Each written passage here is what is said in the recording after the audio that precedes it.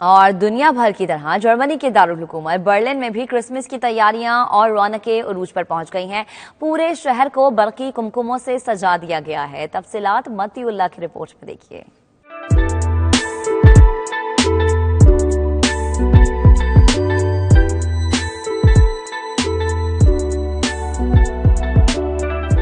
Christmas की आमद है। ऐसे में जर्मन दारुल हुकूमत बर्लिन में तैयारियां जोरों शोर से जारी हैं। घर, स्कूल, दुकानें और बड़े बड़े शॉपिंग मॉल सभी क्रिसमस के त्योहार में रंग गए हैं।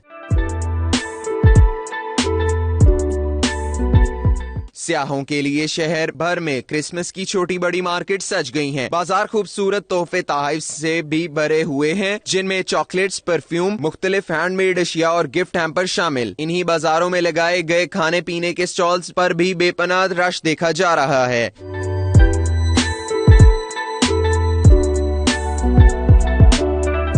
बर्लिन की शहराओं पर जगह जगह क्रिसमस ट्री और बरकी कमकमों से सजाए गए हैं। मशहूर और मारूफ इलाकों की सजावट देखकर किसी तिलस्माती दुनिया का गुमान होता है। शहर की ये सजधज नए साल के आगाज तक बरकरार रहेगी, जबकि क्रिसमस मार्केट्स 23 दिसंबर की शाम तक खत्म कर दी जाएंगी।